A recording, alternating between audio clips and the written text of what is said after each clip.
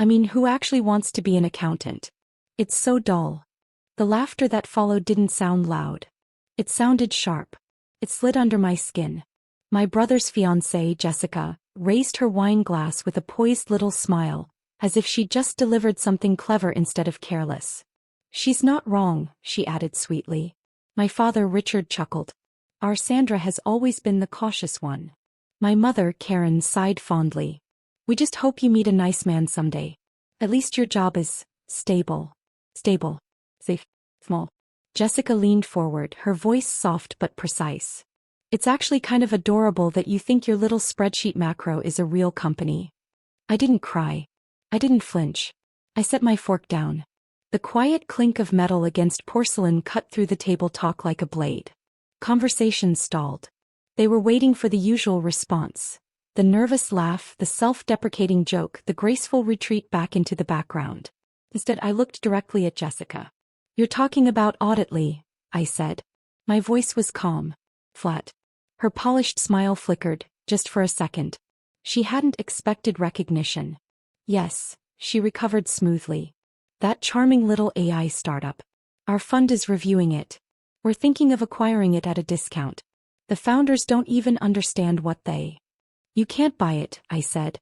Ryan shifted beside her. Sandra, don't make this weird. I didn't look at him. You can't buy it, I repeated. Because I own it. Auditly is mine. The silence that followed was heavier than the food on the table. Let me explain my family. They aren't villains. They're performers. My parents live for the country club, for curated lives and visible success. To them, achievement is something you can photograph. A luxury car, a confident handshake, an impressive title. Ryan fits perfectly into that frame. He's charismatic, loud, a real estate broker who talks more than he closes. But the commission checks show up, and more importantly, he looks successful. Now he's engaged to a venture capitalist like Jessica. He shines in rooms that matter to them. And then there's me. Sandra. 27. Forensic accountant. Predictable. Reliable. Forgettable. I'm the one they call when tax season gets complicated. The designated driver at parties. The quiet one people talk over. The background figure who makes everyone else look brighter. What they never noticed was that while they were performing, I was building. For 4 years, I developed auditly in silence. A forensic AI capable of detecting complex fraud in seconds, cases that would take teams of analysts months to untangle. It wasn't flashy. It didn't demand applause. It just worked. Like me. And a week before that dinner, I had signed an exclusive licensing agreement worth $7 million. When I left the restaurant, after Jessica's composure cracked and Ryan stumbled through confused questions, I didn't feel victorious. I felt tired. Deeply, bone-achingly tired. Sitting in my parked car that night, engine ticking in the dark, I finally understood why I'd kept my success hidden. It wasn't modesty. It was protection. There's a pattern in families like mine, the golden child and the scapegoat. A system built on contrast. Ryan is the golden child. His wins reflect back on them. His visibility feeds their image. But every spotlight needs shadow. That was me. I wasn't boring by accident. I was boring by design. The comparison point. The safe baseline. My steadiness made his ambition look dazzling. My quiet competence gave them something to overlook. I was the built-in lesser version. And that night I broke the structure. I thought $7 million would make them see me differently. I was wrong. When I got home, my phone lit up. Not with congratulations. Not with curiosity. With outrage. From my mother. Sandra, you humiliated Jessica. I don't know where you learned such tacky behavior.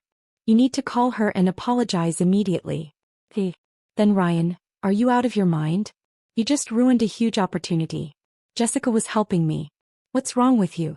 Why are you always jealous? You ruin everything.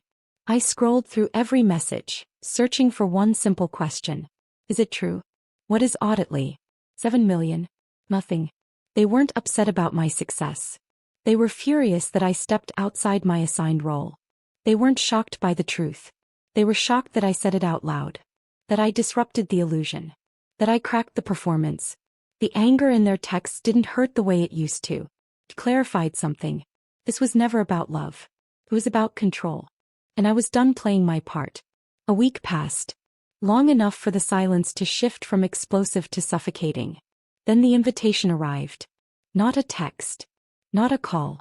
A thick, cream-colored card with embossed lettering. You are cordially invited to celebrate the engagement of Ryan and Jessica at the country club. I held it in my hands and understood. It wasn't an invitation. It was a summons. A beautifully printed command to return to my place. To show up in a nice dress. To smile. To pretend that dinner never happened. To step back into the shadow. But the structure had already cracked. And this time I wasn't going back. They were rewriting the story. Smoothing over the crack I'd made at dinner. Betting that my fear of exile would outweigh my need for respect. Betting that I would show up, smile, and slide back into place. They thought I would fold.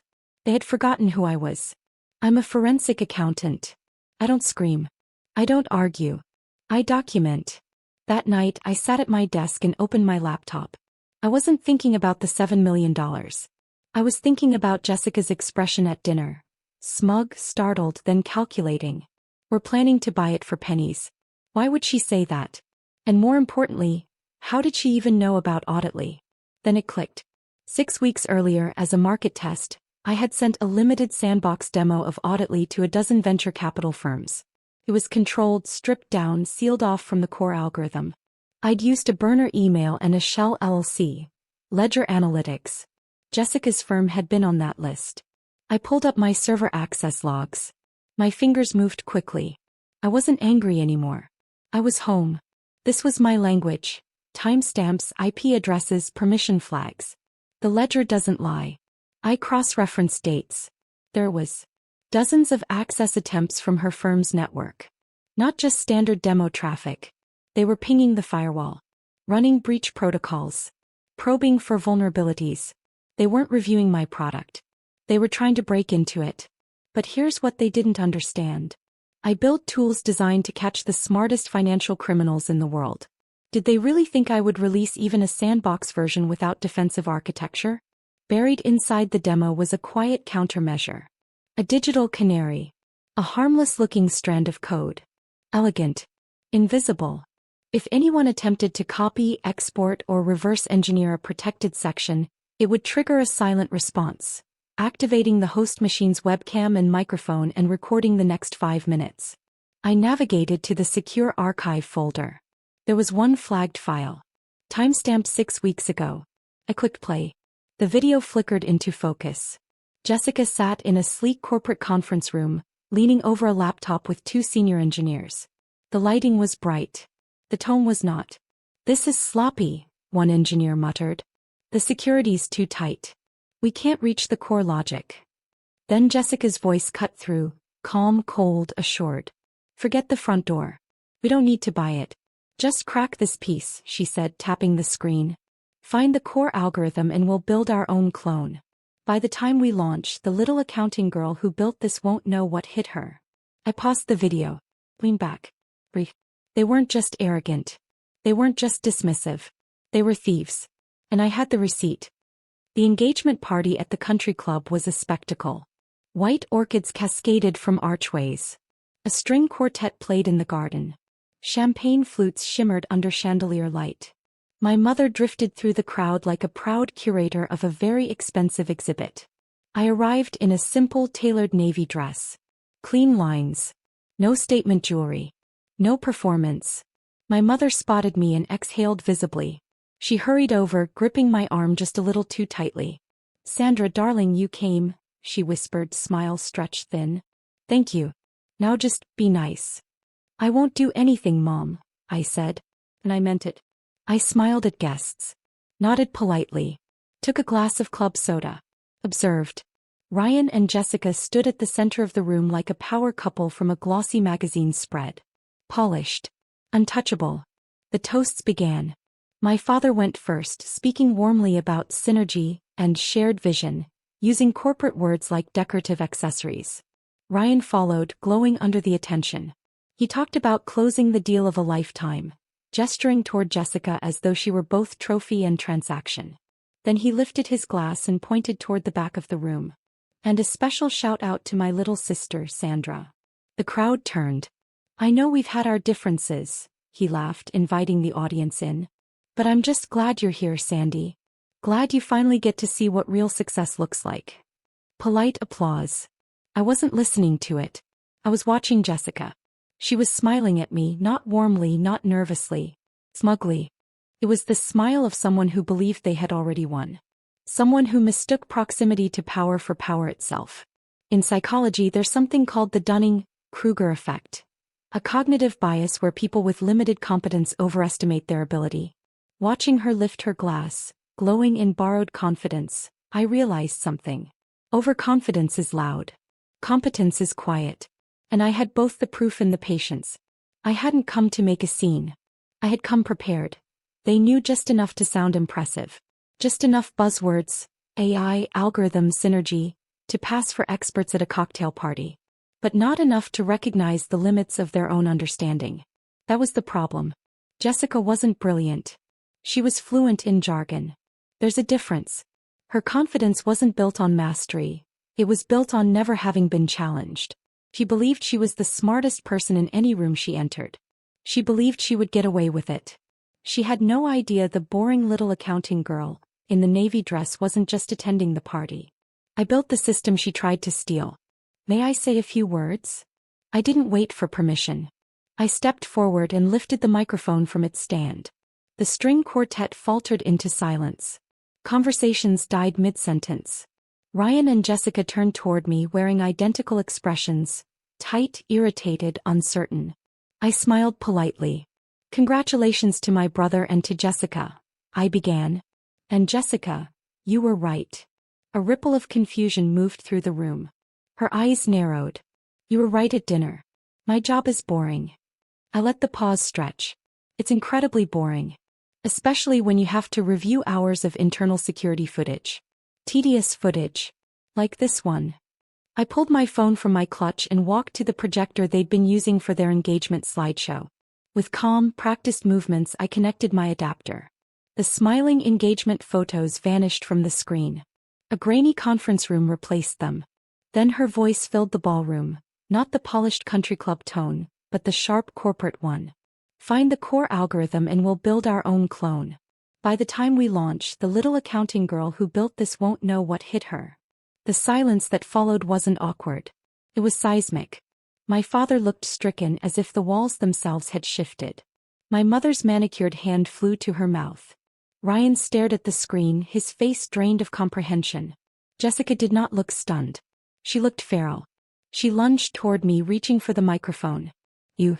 I held up one hand. Don't. I didn't raise my voice. I didn't need to.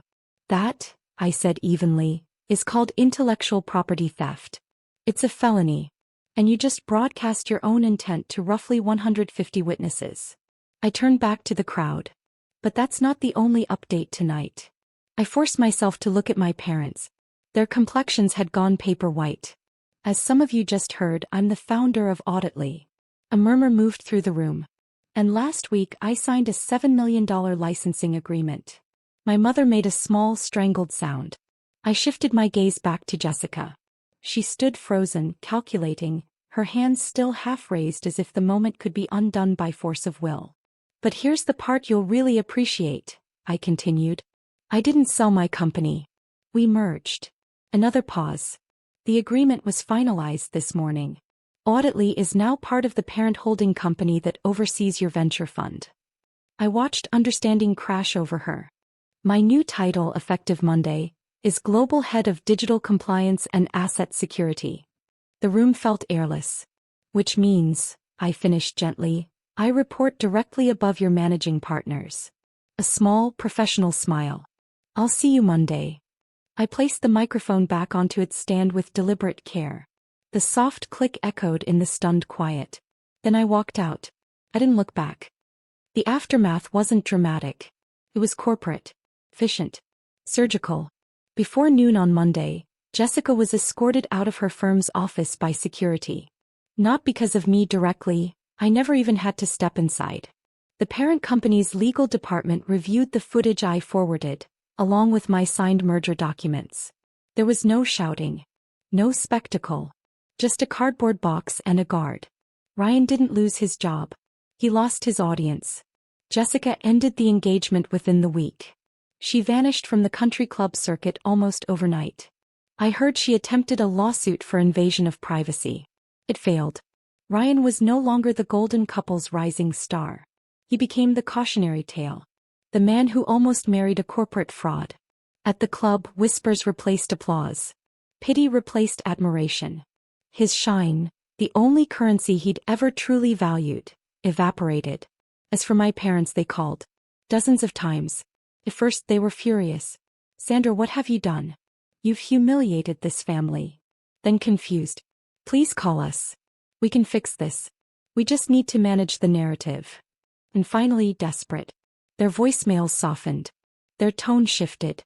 The performance faltered. But for the first time in my life, I didn't feel compelled to step back into character. I had spent years being the shadow. Turns out I owned the spotlight the entire time. My mother's last voicemail was different. Her voice wasn't polished anymore. It wasn't controlled. It was cracking. Sandra, please. You've made your point. Just stop. You're tearing this family apart. But they still didn't understand. I wasn't tearing anything apart. I was turning on the lights. The fractures had always been there. Hairline cracks running through years of comparison, performance, and quiet dismissal. I didn't create them. I just stopped pretending they weren't visible. I didn't expose Jessica to prove I was smarter. I didn't correct Ryan to embarrass him. I didn't reveal the merger to win. I did it to end the conversation. To end the role. To end the script. That week, I sat alone in my apartment with my laptop open. The spreadsheet detailing the $7 million contract glowed softly on the screen. Rows. Columns. Clean figures. For years, that number would have felt like something to hide. Something dangerous. Something that would disrupt the balance. Now it didn't feel like a secret. It felt like freedom. Freedom to stop explaining. Freedom to stop shrinking. Freedom to stop being the comparison point in someone else's story. I booked a one-way flight to Italy. No dramatic announcement. No family update. Just a confirmation email and a departure time. Then I closed my laptop. The click of the lid shutting echoed in the quiet apartment. It sounded final, like a vault door sealing. Like the last page of a very long, very heavy ledger turning over. That night I slept straight through until morning. No replaying arguments. No drafting imaginary defenses. No guilt. Just silence. And it was beautiful. Sometimes silence isn't surrender. Sometimes it's the audit. It's the quiet work of reviewing what no longer adds up, and deciding not to carry the deficit forward. If you've ever had to choose between keeping the peace and keeping your truth, know this. Peace built on your silence isn't peace. It's just deferred accounting. And eventually everything comes due.